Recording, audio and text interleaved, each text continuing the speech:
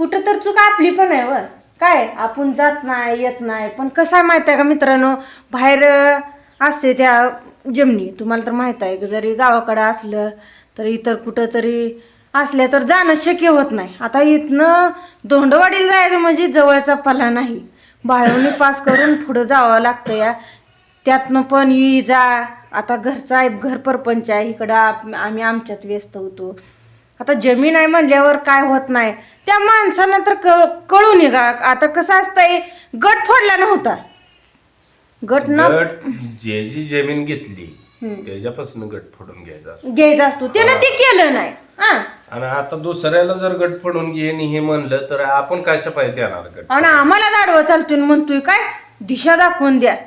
आता ह्याला कशी दिशा दाखवून द्यायची त्यानं काय करायचंय. आमचा काय संबंध आहे दिशा कोणाला दाखवून द्यायची काय करायचं आणि हे करायचं ती करायचं.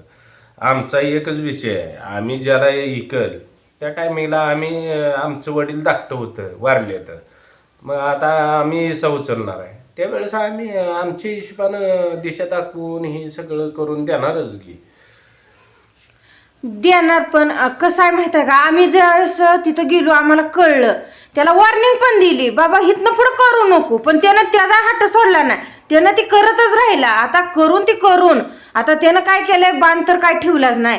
बांधाच्या कसं आहे सरळ बांध असतो बांधाच्या 2 काकऱ्या म्हणजे अलीकडंच आलाय आणि पिकवाय चालू केलंय म्हणजे 2-2 काकऱ्यानं म्हणजे आज सरायला किती टायमिंग लागतंय सांगा बरं.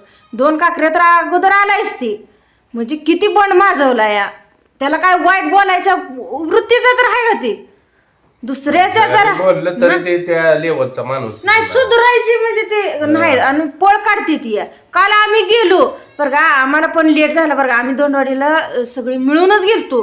मी भाऊजी ताई होत्या परत त्याला हिनी पण म्हणजे कसं सगळीच आम्ही जोडीने गेलतो. पण कसं आहे आता राहिलं मोठ्या भाऊजींना कसं आहे गाडी ती चालवा येत नाही त्यामुळं त्यांना काय नेता आलं नाही ती प्रश्न वेगळा. पण कसं आहे आता आम्ही गेलतो जाताना अनेक अडचणी तुम्हाला तर काय सांगून उपयोग आहे. जाताना गाडीचं चाक पंक्चर झालं तिथनं परत आम्ही दोघं लेट गेलो बरं का मागणं गेलो पण पुढं ती गेलती तिथं होतं बरं का त्या माणसाचं जे वडील आहे तर डॉक्टर आहे बरं का अजून एवढं सुशिक्षित आहे. वडील डॉक्टर नाही वडील नाही ती माणूस मुलगा आहे डॉक्टर आहे रणजित ताटे म्हणून.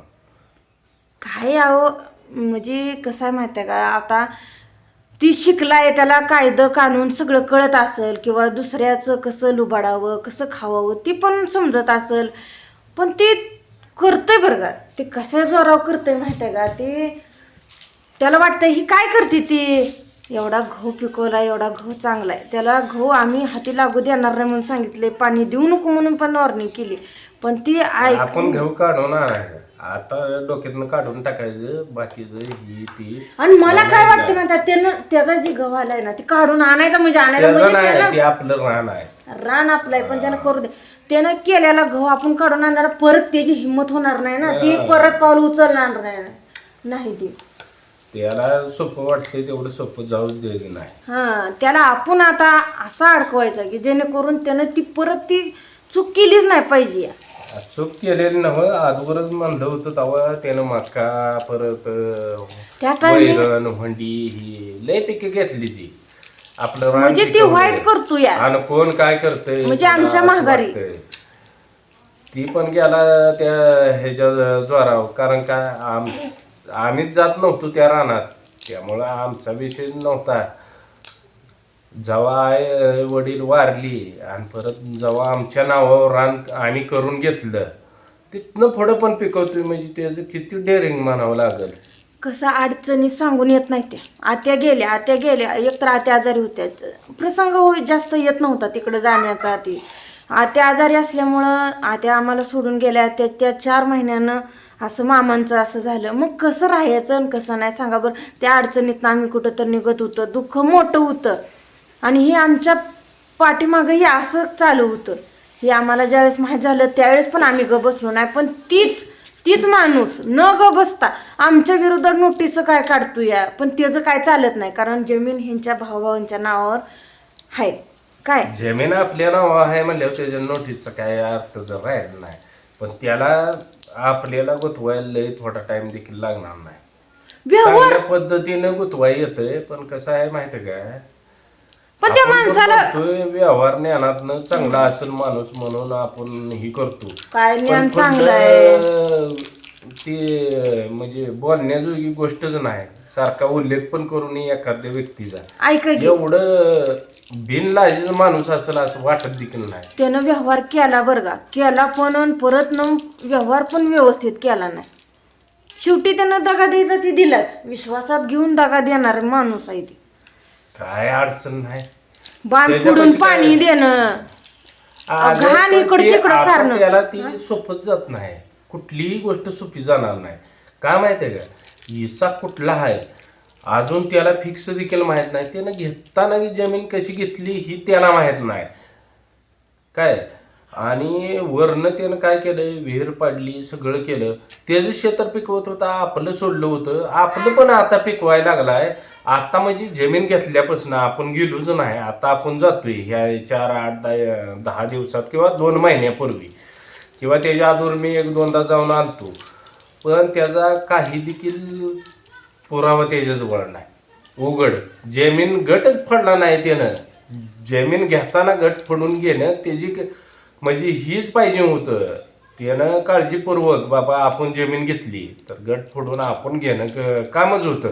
ज्याच्याकडनं खरेदी करून घेतली, मग आमच्या ईशाचं तू कसा वापरतो जमीन, पण ती काय तुझा संबंध पण नाही ती जमीन वापरायचा किंवा काही करायचा. पण त्याला कळत नाही का, शिकलेला आहे बाबा, त्याला कसा गट पाहिजे, कशा दिशा तिची त्याला स्वतः घेता येत नव्हत्या का. आता त्याला लय जड जाणार आहे. इथनं पुढं तर असं आहे की बस बरं काल गेले पण ते आपण नव्हता बरं का ठरवणार तिथं. आहे. आपण ते उभं फाडलंय ते आडवं फाडणार. आणि आता इथनं पुढं त्याला सोपं जाऊ देत नाही. त्यानं किती जरी काय नाटकं करायचं म्हणलं तर यसं उचलणारा माझा बापच होता, पण ती वारली तर. आणि आई होती ती पण आजवरच वारली. पण त्याला सोपं जाणार नाही. कारण का, जमीन कोणाकडे घेतली, तो ज्याची घेतली होती तवाच दिशाला लावून घ्यायची होती. गट फोडून घ्यायचा होता. आमची आता भाऊकीच घेतली आहे बरं का नाही. ती रान विकलेलं तिथं. म्हणजे कसं आमच्या घरा पाठीमागत आहे ती त्यांचे घर, त्यांच्याकडून त्यांनी ती जमीन घेतली आहे. आम्हाला पण विचारलं होतं पण व्यवस्थित आपल्याला विचारलं नव्हतं आणि काय नव्हतं. फक्त सही वडिलाची मागत होता. हां. त्यावेळेस वडील काय म्हणलं, तुला मी काय सही देणार नाही. का तर वडिलांची अपेक्षा अशीच होती की बाबा तुला सही दिल्यावर तू काय करशील आणि काय नाही. आणि सही मागायला कर्ज काढायसाठी म्हणून. आणि ती सही घेऊन गेल्यावर त्यानं काय केलं असतं, पुढलं भविष्य कोणालाच माहित नाही हो. आता कोण कोणावर विश्वास ठेवतंय. ठेवलं, तुम्ही ठेवून माझ्यावर पण ठेवणार- बघितला. तरी तुम्ही ते माझ्यावर बदललं. ठेवणार नाही, मी तुमच्यावर ठेवणार नाही. अहो जमिनीचा व्यवहार केलेला जर माणूस मोडत असेल त्यालाच, तुझ्या अन्नातनं मग आम्हाला काय माती काढवायची नाही. आम्ही उघडच म्हणलं होतं राहू दे दुसऱ्यापेक्षा तूच घे म्हणलं, तरी त्याला ते पटलं नाही.